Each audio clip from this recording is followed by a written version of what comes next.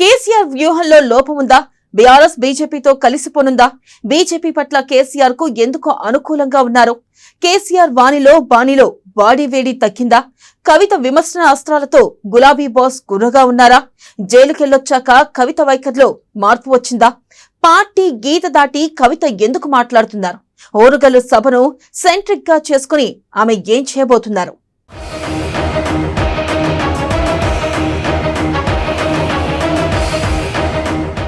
లేఖతో కేసీఆర్ పై కవిత విమర్శనాస్త్రాలు. BRS బీజేపీతో కలిసిపోనుందా? BJP పట్ల కేసీఆర్ ఎందుకు అనుకూలంగా ఉన్నారు? కేసీఆర్ వ్యూహంలో లోపముందా? కేసీఆర్ వాణిలో బాణిలో వాడివేడి తగ్గిందా? జైలుకెళ్ళొచ్చాక కవిత వైఖరిలో మార్పు. పార్టీ గీత దాటి మాట్లాడుతున్న కవిత. కవిత తీరుపై గుర్రుగా ఉన్న కేసీఆర్.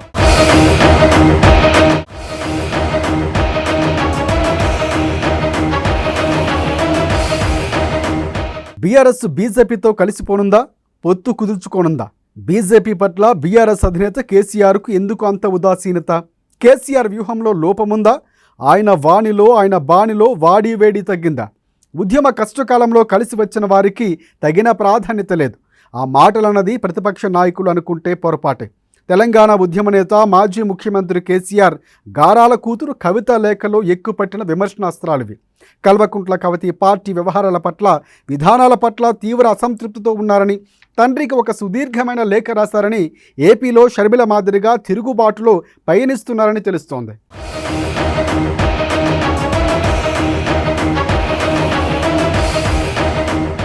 సామాజిక సమతుల్యత, పార్టీలో పరపతి లేని వారికి పెత్తనం ఇవ్వటం పట్ల ఆమె తీవ్ర అసంతృప్తి వ్యక్తం చేశారు. ఇన్నాళ్ళు అంతర్గతంగా సీక్రెట్గా ఉన్న లేఖ ఈరోజు బహిర్గతమైంది. తీవ్ర కలకలం సృష్టిస్తున్న లేఖ కేసీఆర్ శిబిరం నుంచా, కవిత శిబిరం నుంచి బయటపడిందా అన్నది తీవ్ర చర్చకు తెరలేపింది. లేఖలో వరంగల్లో జరిగిన రజతోత్సవ సభను తన విమర్శలకు కేంద్రంగా గురిపెట్టారు కవిత. నోటితో నవ్వి నొసడితో వెక్కిరించినట్లు రెండు మంచి మాటలు చెప్పి పలు వైఫల్యాలను కూడా ఎత్తి చూపించారు.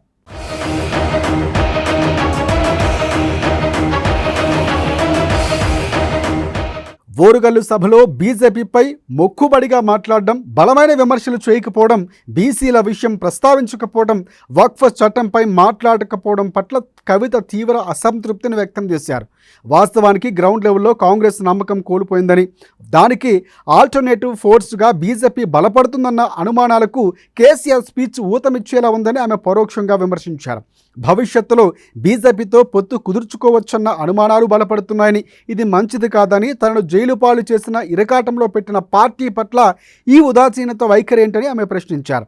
మొత్తానికి వరంగల్ సభలో వాడి వేడి ఉద్యమకాలం నాటి జోష్ ఏదీ లేదని ఆమె తేల్చి చెప్పారు.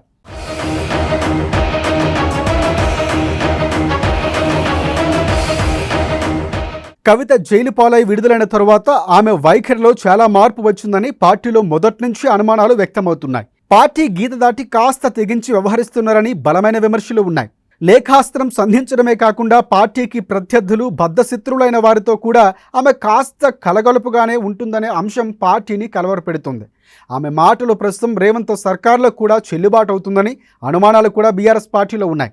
ఇబ్బందుల్లో ఉన్న తన అనుకూలతలను, ఆర్థిక ఇబ్బందుల్లోంచి బయటపడేయడానికి ఆమె చేసిన ప్రయత్నాలు సర్కార్లో ఫలించాయని సమాచారం.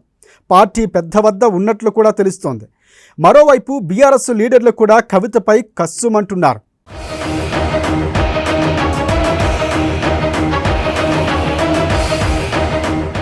ఒక మంత్రి, ఒక బడా కాంట్రాక్టర్తో కూడా కవిత ఇటీవలే సమావేశమైనట్లు బలమైన పుకార్లు షికారు చేస్తున్నాయి. అత్యంత సంక్లిష్టమైన సమస్యలను కూడా ఆమె ఫోన్ చేసి పరిష్కరించినట్లు తెలుస్తోంది. పార్టీకి కొరకాని కొయ్యగా కవిత తయారయ్యారు.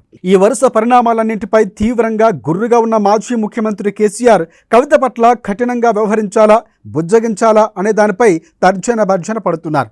ఆమెను పిలిపించి అల్టిమేటం ఇవ్వటమా, ఆమె దారిని ఆమె చూసుకోమని చెప్పడమా అనే దానిపై ఆలోచన చేస్తున్నట్లు సమాచారం. ప్రత్యర్థులతో అంటకాగడం మానుకోవాలని హెచ్చరించనున్నారు. లేని పక్షంలో కవితను పార్టీ నుంచి తప్పించడమా, ఏ విషయమైన దానిపై సమాలోచనలు చేస్తున్నారు. అయితే కవిత వేరే కుంపటి పెట్టుకుంటున్నట్లు మరొక సమాచారం.